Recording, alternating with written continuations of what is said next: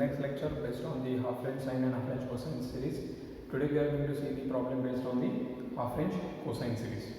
The question is, find the half range cosine series for f of x is equal to 1 for 0 less than or equal to x less than or equal to 1 and is equal to x for 1 less than or equal to x less than or equals to 2. F of x is equal to 1 for 1 less than or equal to x 0 less than or equal to x less than or equals to 1 and is equal to x for 1 less than x less than or equals to 2. So this is the function given to us and we are expected to calculate half range cosine series. So half range cosine series is given by f of x is equal to a naught plus summation a n cos of n pi x upon L, limits from 1 to infinity. Basically, in all previous problem, the problem based on the Fourier series or problem based on the half range cosine and sine series, we have discussed the function which is continuous in the given range. But here, the range of the function is 0 to 2 and it is discontinuous. For the range 0 to 1, the function behaves or the functional value is 1, and after 1, the functional value becomes x itself. So this function is a discontinuous function given in the range 0 to 2. Now in that case, how to derive the value of a0 and a? So from the half range cosine series formula, a0 is 1 upon L integration from 0 to L f of x dx. So the value of x L becomes 2 here, so 1 by 2 integration from 0 to 2 f of x dx. Now the value of the function behaves different in the subintervals 0 to 1 and 1 to 2. Accordingly, we need to split the integral. This is a very important step. So 1 by 2 integration from 0 to 1 f of x dx plus integration from 1 to 2 f of x dx. Now this is 1 by 2 into integration from 0 to 1. The value of f of x is 1 here, so 1 dx plus integration from 1 to 2, value of f of x is x here. So here we get 1 by 2, integration of 1 will be x, limit from 0 to 1, integration of x will be x square by 2, limits from 1 to 2. Hence we get this is 1 by 2. For upper limit here we get 1, for lower limit it is going to be a 0 plus 2 square, that is 4, 4 by 2 that is 2 minus, for lower limit we get a 1 by 2. So this is 1 by 2 into bracket 1 plus 2 minus 1 by 2, that is 3 by 2. So 1 plus 3 by 2, that is 5 by 2, 5 by 2 into 1 by 2, that is 5 by 4 is the value of a naught. Now we are going to derive the value of a.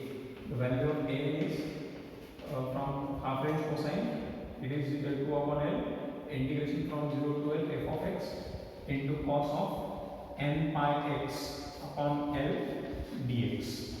Now L is 2, so we get 2 upon 2 integration from 0 to 2 f of x into cos of n pi x upon 2 dx. Again same, the function f of x does not behave same in throughout this interval. It has different values at different subintervals. Accordingly, we are going to split this integral. So 2 upon 2 becomes 1, so we get integration from 0 to 1. In the interval 0 to 1, the value of f of x is 1. So 1 into cos of n pi x upon 2 dx plus integration from 1 to 2. In this interval, the value of f of x becomes x into cos of n pi x upon 2 dx. Now 1 into cos, we get a cos, integration of cos will be sine. So this is sine of n pi x upon 2 divided by n pi by 2 and limit is from 0 to 1 plus the value of this function, the value of this integral is x as it is, integration of cos is a sine. So this is sine n pi x upon 2 divided by n pi by 2 minus derivative of x will be 1 integration of sine will be minus cos n pi by 2, sorry, n pi x upon 2 divided by n pi by 2, and this n pi by 2 is carried, so we get n square pi square upon 4, limits from 1 to 2. Now when I substitute the upper limit here, we get n pi by 2. Okay, now the value of this sine n pi by 2, that becomes, that is the question. So the value of sine n pi by 2 will keep as it is right now. While substituting the lower limit over here, we get a similar term. So hence what we do, for upper limit we get 2 upon n pi into sine n pi by 2, and for lower limit this gives a 0.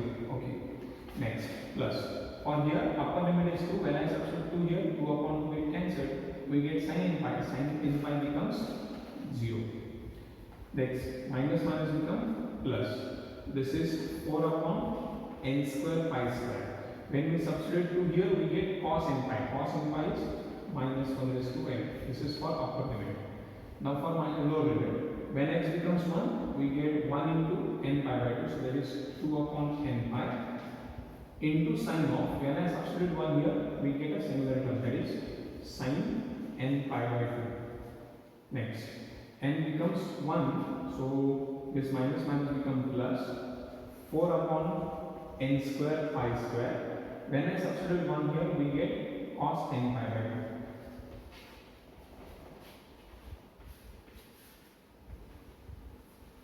Okay. Now you can see this is a plus term. When I open this bracket, we get this as a minus, so this plus and this minus will get cancelled. Okay.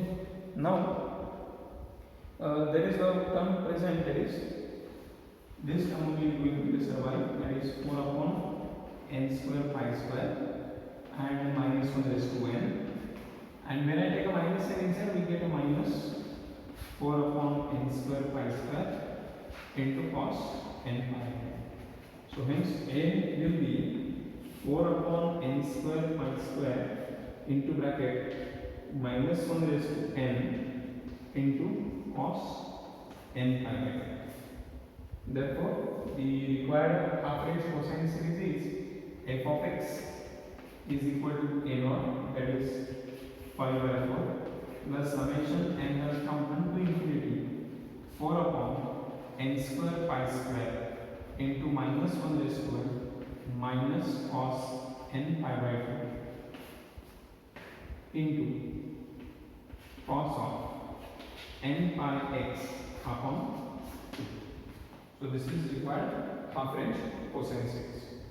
Now here the chapter of the half range series is over. You can use this concept for solving the partial differential equations. Thank you.